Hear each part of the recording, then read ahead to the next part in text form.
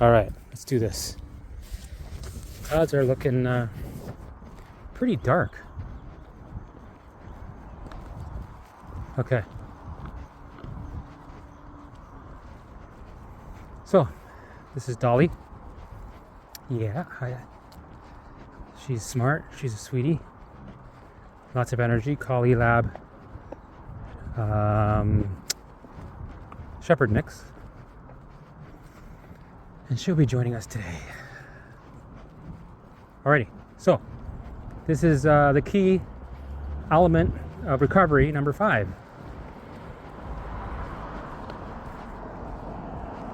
Very important.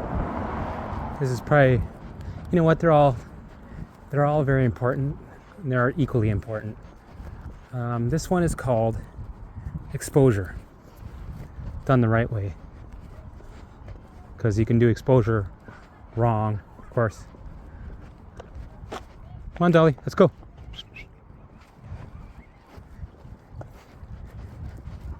So there's different levels of exposure. In the beginning, you're putting a bubble around yourself, because in the beginning usually people are very sensitive, right? And you need to have that bubble. So you need to cut people out. You need to limit what you're watching on TV, social media. Preferably get off social media altogether, and maybe just stick to Instagram with like recipes and places to travel, stuff like that. Stuff that makes you feel good, right? Filter it out. Get out of all those groups off of Facebook. All the research that you've done, because most people with chronic illnesses are usually the type of people that are heavy duty researchers. I know I was one. I used to research, quote unquote, on Google 8 hours a day for years. It was bad. It was all broken up into pieces, of course. So you got to stop doing that. You got to stop going on Google. You got to take your doctor's word for it when it comes to, that there's nothing wrong with you. But then it can also backfire the opposite way too, right? Where they give you a label and tell you can't recover or you can't heal. And that can go to bite you in the ass. When you can recover, you can heal. So I always say listen to your doctor. But in my opinion, this is what I would do. And this is what I did do. So, with exposure, yes, it's different stages of exposure, right? So in the beginning, you're sensitive, so you have to create a little bubble. So you cut out some people that are toxic. Let's say you're in a toxic relationship. Get out of it, because at the end of the day, it's your health. So it's time to make some changes in your life. Because if you don't, you're going to be sick and you won't be living a happy life. And if you're lucky, you'll be, able to live a life and not die early. So what I've always said is that this experience was the best experience of my life, even though it was the worst experience of my life, because it forced me to change my life. When you fall hard, you have to pick the pieces up and start from scratch. And then you know what? You get a lot of clarity. You get to know yourself better. You overcome. You earn your recovery. Lemmy's so much more chill, and she's very hyper. I have to walk her at least 5 kilometers a day, or else she's too hyper at night. I can't sleep. So, create a bubble. If there's friends of yours that, don't really help you, they always like to argue with you, or don't really, you notice that they trigger you, make you angry, take a break from them, cut them out. Now, it's different with family members because you can't really cut them out. Well, you could, but some of them you can't. So take a little bit of a break. Keep a bit of a distance from them for a while until you recover. And then we'll teach you how to do exposure and at the different levels, right? The first level it's very small exposure. and then eventually you're going to start doing exposure full on, and then eventually you're going to do hunting, where you actually go and hunt. But in the beginning, we're creating a bubble, and we're going to hold off on too much exposure. You're going to do a little bit, but mostly you're going to hold off until you have had time to bring your baseline down, right?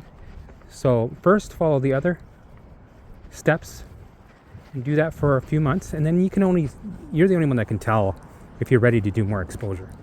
You'll know. If the thought of doing exposure is like the scariest thought in the world, then you're not ready yet, right? You might be ready to do a little incremental training here and there. And that's what I had to do with my food sensitivities. I had to wait. I didn't do the exposure right away. I didn't do my training right away. I waited 2 years, about 2 years before I could eat everything. And before, like about the year and a half, near the 2-year mark, is when I started to do the training and exposure with food. Along the way, I tried doing exposure. I would gain foods and then I would lose them again. It was in and out, in and out. But it was good that it happened because I learned a lot about the process and why I was kicked out, why my foods got kicked out, and why my foods would stay. And it'd be like a roller coaster, right? The brain would say, nope, nothing's coming in, nothing's coming out. Sorry. It's like an immigration, right? Bodyguard going, or a bouncer going, nope, we're not letting this food in. We're not letting anything in it, actually. And those were usually the spikes. Come on, Dolly, let's go. When you have a spike, because that'll happen, you have setback spikes. The limbic system usually gets sensitive and hyper, and it decides to kick some things out. And that's normal. And you get used to that. See, we have to learn to have the setbacks, have the spikes. You have to learn to go through that and fail, so that when you fail and it happens again and again, it's not so bad the next time. It's not so bad the next time, because you know what to expect, because you've been through it. You become comfortable with it because it's a pattern. Here, Dolly, look, a cat. I think he wants to be your buddy.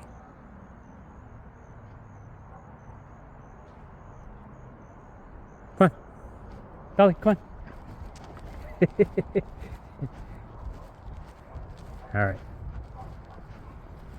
So I would say, depending on how sensitive you are, or how much of a fight or flight state you're in, or depending on what your symptoms are, and your, I should say, mental alarms and physical alarms, what they are, that depends on how much exposure you're going to do. And only you know that answer. Everybody's different when it comes to the stages that they're at, right? Everybody's buckets are at different levels of fullness. Everybody's baseline might be at a 7, a 10, 12, 0, right? It all depends on, like, when they started to get into a state of fight or flight, or a survival state. So everybody's different that way, and only you will know what you are prepared to do and what stage you're at. But in the beginning, I usually say, across the board, take it easy, create a bubble, do your visuals, do the other 5 key elements for a while, until you start to lower your baseline and you start to heal more, right? So you're going to start healing. The physical symptoms are going to start leaving. Your mental alarms or symptoms will start to increase, because the brain needs to send alarms, and all the physical targets, physical alarms, I call them targets also, are starting to heal. So the brain's like, well, how am I going to get this guy's attention? All the alarms that I sent before are turned off, right? And there are no more targets. So I'm going to have to crank up the anxiety. I have to crank up the post-traumatic stress alarms, crank up the doubt, crank up the intrusive thoughts. That'll get his attention. And that's what happens. And when you expect that to happen, you're more prepared. And it's going to suck. And when it happens and it sucks, that's an indicator that you're doing everything correct. When you have the bad days, those are the days where healing happens. That's the direct phone line to your limbic system, that you're creating new neural pathways and you're changing and you're recovering. You're going through all the layers of the onion. When you have those setbacks, when you feel like shit, when you're fucking scared and shaking, know that that's the time to pounce. That's the time to see those things as an opportunity. To embrace, to allow, to enjoy, to ask for more. And I know it might seem like the last thing that you should do, because that's normal, right? You're in fight or flight, you either fight or flee. The last thing on your brain's mind is to ask for more of this torture, of this suffering.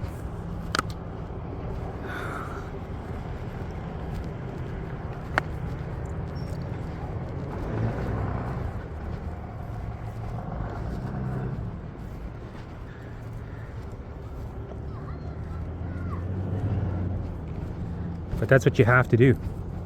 And you will notice that the more you do it, the more you learn, the more you get used to it. It still sucks. Hold on a second. Dolly. Let's go this way. Come on. Let's take the quieter route after we pass this big diesel truck.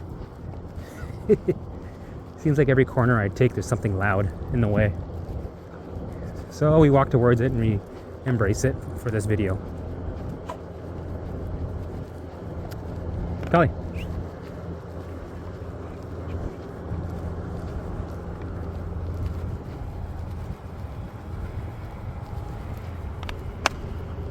Come on.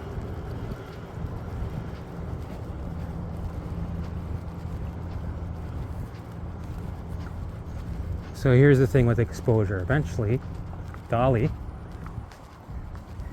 Come on.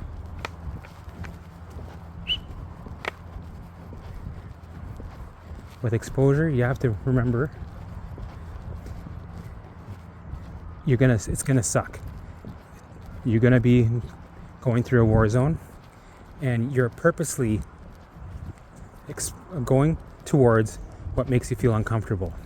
You're purposely triggering flares.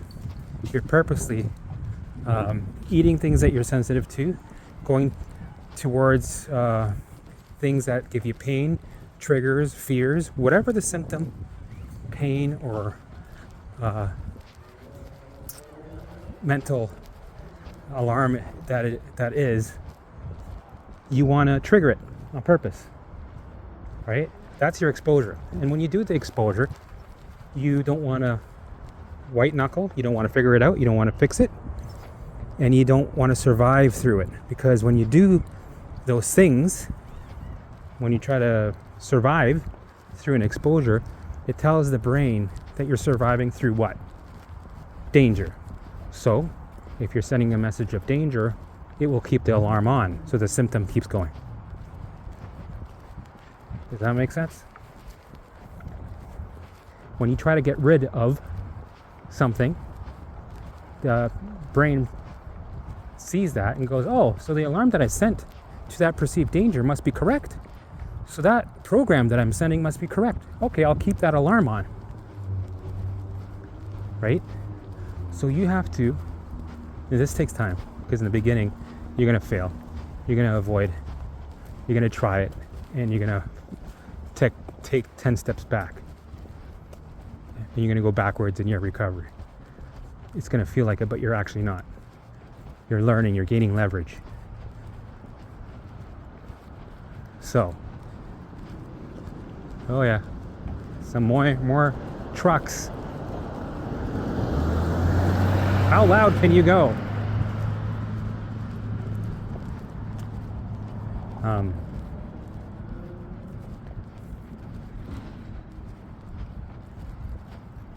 So when you do the exposure, and you don't remember this, sit in the fear, ask for more. Don't white knuckle through the exposure. I'll give you an example. Let's say you're afraid of a mall or a store, right? And you go through the store for your exposure activity or challenge, right? So you say, okay, here we go, right? We're gonna do the exposure. All right, I just got 5 minutes of walking through here. It should take me 5 minutes, and then I'm done the exposure, and I'm on the other side, home free. Okay, here we go. So then you go to the store. You're through the front doors, and you're like, all right, let's go, right? And you're white knuckling. You're like, all right, fuck, I'm doing it. Fuck, this sucks. I hate this sucks. When is this over? Oh my God, I only got 10 more steps to go. 9 more steps. 2 more steps. Okay, I'm done. Wow, we're safe. Whew. I did it. I did the exposure. So do you see the message that you're sending when you're doing all that? Everything I just sent the brain was a message of danger. So the brain monitors that. It's a surveillance system. And it keeps that program on because it's like, oh, okay, well, it must be dangerous. So the program that I sent was correct. Look at them surviving. Look at them freaking out. So we'll keep that alarm on. And that's the wrong way to do exposure. The right way to do exposure is to walk through the mall, feel like shit, be scared, right? Sit through the fear, ask for more, actually stop in the mall and have a conversation with somebody. Pay attention to what they're saying. Then start to walk towards the exit and then go slower. Right? Drag it out. Take your time. I want this to be a nightmare for you. Right? It has to suck. Because if it doesn't suck, you're not doing any work. The more it sucks, the more shitty days you have, the more work you're doing towards recovery. So you can't go around it. You can't have it easy. You have to have it hard. You have to go through it. And then what do? You do it the next day again. And again. Repetition. Exposure. And it goes from 10, 9, 8, to 5, to 2, back up to 8. Why does it go back up to 8? Because it does. Because the brain's making sure that you want to change this program. Because any sort of change the brain perceives as danger. So it's going to check up on you and question you and go, let's put in a spike. Let's pull away from the progress. Let's pull away from that new neural pathway he's creating. I think I have more traffic here right now at night than I have any time in the day ever. Because I'm doing this video. It's hilarious. That keeps it interesting. Well, hopefully you can hear what I'm saying. Okay.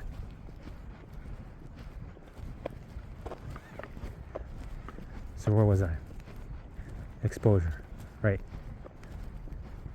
So you have to feel like shit. You have to be scared while you're doing the exposure. And with repetition, it goes down. Oh, we got a dog. Of course, everybody's walking their dogs.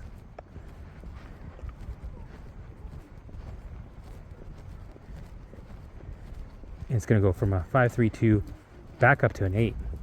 Because the brain's making sure that the new program is the one that you want to rewrite.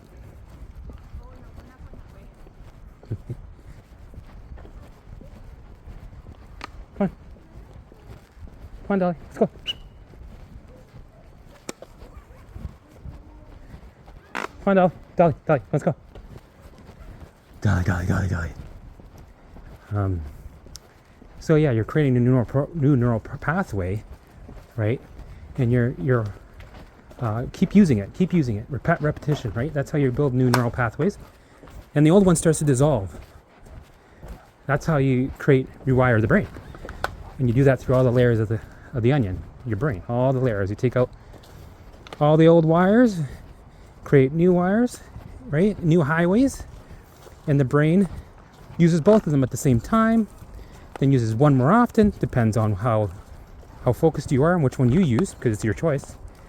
And then eventually the old one dissolves and the new one is the full new neural pathway you rewired, boom. Now it's the main highway. But sometimes the brain will check up, make sure, and it'll use the old highway just in case. A couple times, that's when you have your spikes. That's when you have your setbacks. That's when it feels like you're doing everything from the beginning again. And that's normal, that's part of the process. It's expected. And the more you know that these things are expected when you go through them, you'll be fine. And the thing with symptoms, the more you have symptoms, the more you get used to them, the more you get comfortable with them, the more you don't care. And that's why exposure is so important.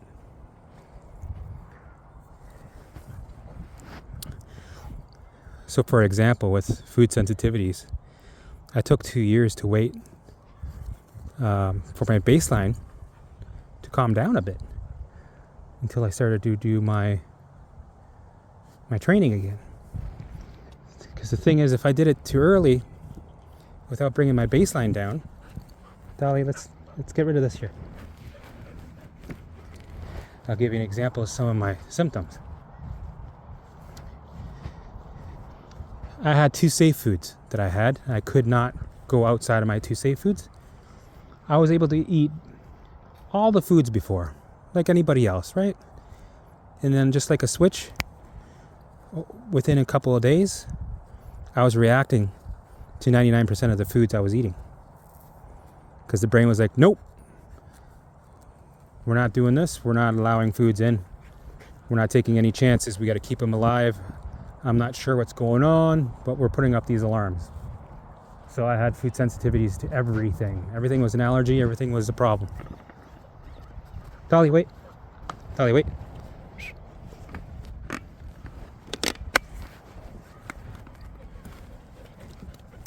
Come on, let's go.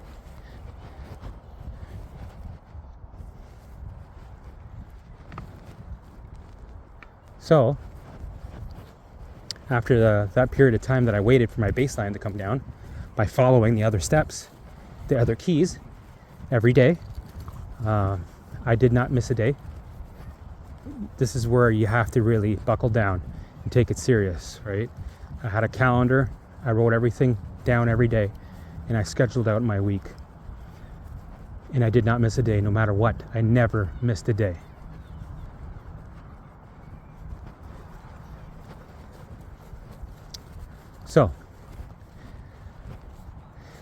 So I did what I did with my food sensitivities, because I was dealing with that.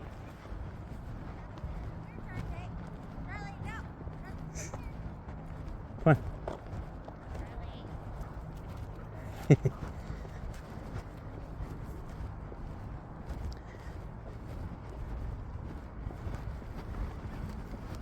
Okay, where was I? So, right, because if I went outside of my safe foods, if I did that, what would happen? Well, I'll tell you. If I ate one tiny piece of tomato, banana, avocado, fish, anything outside of my 2 safe foods, which were rice and beef, for some reason my body could do rice and beef, no problem. I think it has to do with it had a low load on the system, so that's why my body allowed it. Didn't perceive those as danger. But everything else on the food, in the food rainbow, if I ate a little piece, or if it was mixed in something that I was eating by accident, I would have a flare. My blood pressure would go up and down. It would be erratic, have panic attacks, rashes, be hard to breathe, headaches, And what else? Oh yeah, the big one. I'd have bloody diarrhea for 3 weeks straight. And there's nothing I could do about it. It would just happen. So I'd be on the shitter. Dolly, look, you got a ball. Nah, we shouldn't take it.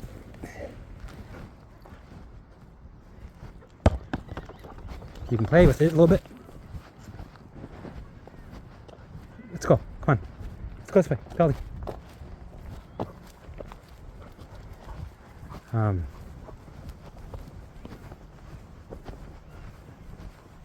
Leave it. Let's go. Okay, let's go this way. I know you want the ball. You can't have it. Anyway. 3 weeks, bloody diarrhea, also constipation, which switch off. I'd be on the shitter for 3 to 6 hours, off and on. And constantly having diarrhea like that is the worst feeling. And then, so then when you have those episodes, those flares, it scares the shit out of you, literally. Right? And you avoid them. You avoid those foods. You've learned, right? You're like, I'm not ever touching those foods again, which is all the foods. And then I created avoidance behaviors, which keeps the alarm ringing right loud. You're not teaching your body anything. You're not writing a new program. You're introducing coping skills, and that keeps you chronically sick. So what the hell did I do? Okay. Well, eventually I learned to go outside of my training zone and trigger myself on purposely to go into a flare. So I did that. I went into a flare and it sucked. And I healed and did it again. And again, and again, and again, and again. And I did that for 8 months. I was on and off on a flare for 8 months, constantly. The point of that was for me to get used to the flares so that they wouldn't scare me anymore. Because every time I had a flare, I was ruminating on it. I was looping on the thoughts. I had a lot of what-if thoughts. I was scared, very scared every time. It felt like new every time. So I had to expose myself to the flares as much as possible. And when I noticed myself healing slowly after a flare, Dolly, come on. I would purposely drag it out. If I'm like, oh, I'm getting better. Oh, nope. We're going to eat something quick to get a flare again. Drag this thing out as long as we can. Flare it up. And then to the point where I would live life while having a flare, while having to use a washroom, while having the side of my gut in pain, which about stabbing pains, bad gas, bloody diarrhea, fucking lots of pain. But I went ahead anyway, lived my life. Right, Dolly?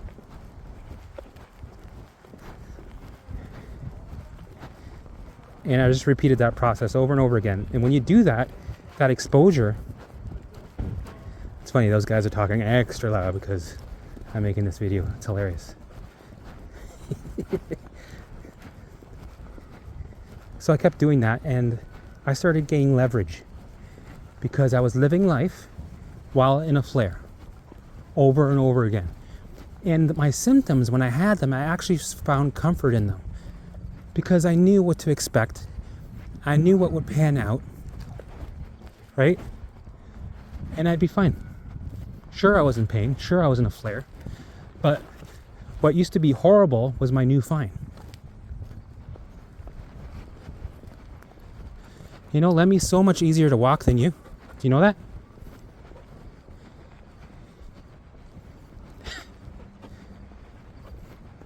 So I normalized my flares.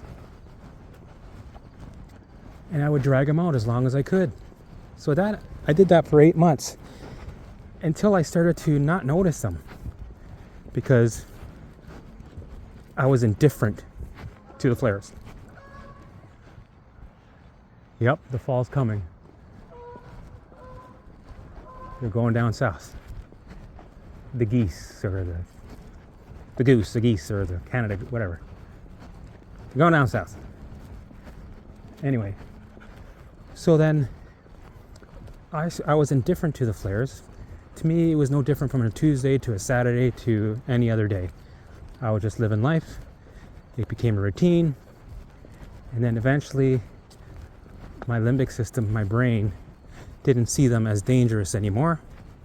I would have spikes because I had to double check, right? Here and there. And I'd be like, oh yeah, we've done this a million times. You become a pro, right? You become confident. You trust that it's going to pan out the same way it did the other 100 times. And you don't even think about it anymore. You're like, hey, whatever. I kind of like this. You embrace it because you sat in the fear 1,000 times through this process. And then you're able to eat these foods again. And the alarms get turned off one at a time. And then 2 at a time. And then 20 at a time. And then all of a sudden you're able to eat food. And it's the best feeling in the world. You're free again. You have the power back. You did it. All the doubt in the world that you had for the 2 years, while you're having doubt, you're like, I'm gonna recover. I don't care. I'm gonna recover. And this is where faith is very important when it comes to dealing with exposure, because you're blindfolded and you're walking the plank, right? Or you're walking on water, and if you look down, it's a big cliff, but you keep walking, just like Indiana Jones. This is exactly like that. You have to create your own reality and your own trust, and jump in it and live in that spot, and jump in that reality like it's a quantum dimension that you're sitting in. You pounce into that. You actually call it on. You go, I dare myself to be back in the hospital and to have surgery. I dare that reality to happen. I call bullshit. You don't have the balls. Let's see it happen. I dare it. Come on, let's see. No, not going to happen. And you have to get the cocky confidence, right? To support your exposures and your symptoms when you go through them. You act like an elephant through a glass door.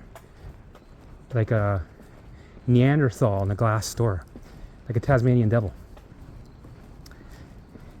And you call it on. You lean into your symptoms. You ask for more. You do more exposure, right? You wear your symptoms like a glove. You kind of get crazy about it. You kind of like love it.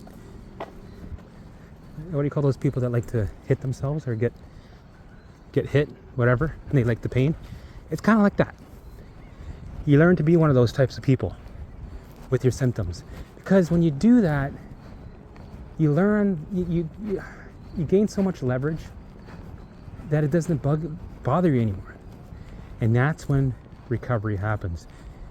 And it starts to happen. You start to get the foods in, right? And this goes along with every symptom.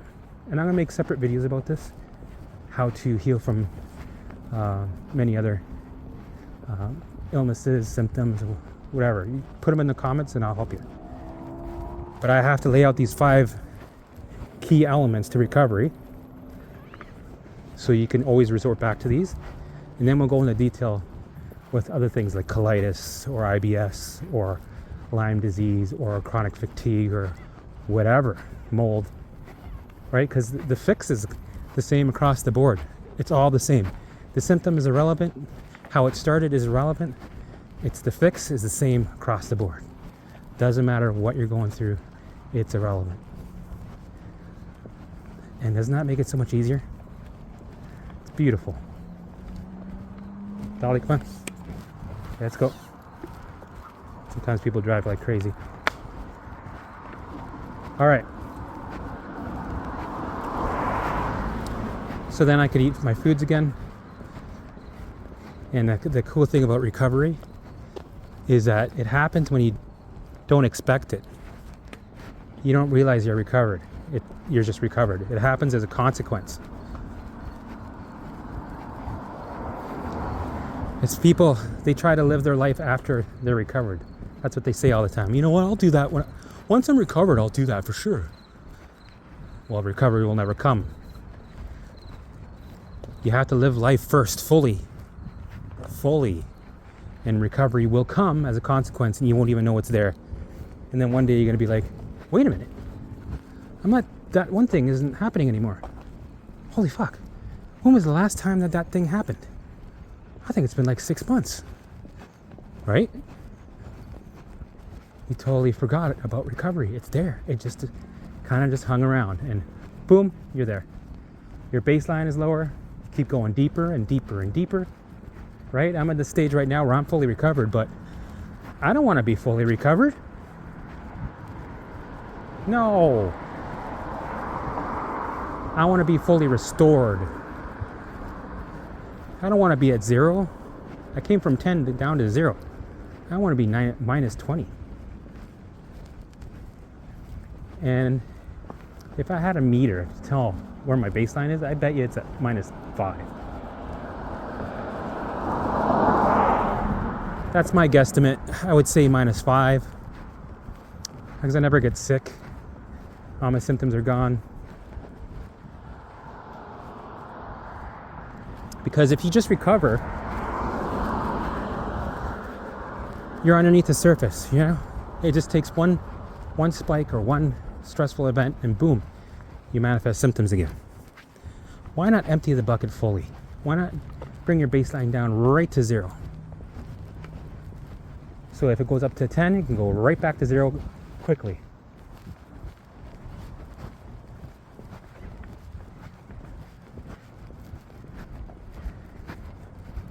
So that's how exposure works.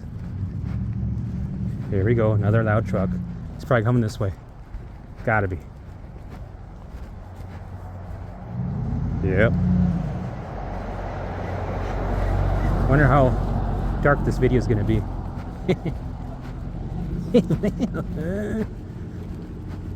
So that's how exposure works. You embrace the symptoms, you ask for more, and you actually end up learning to love them.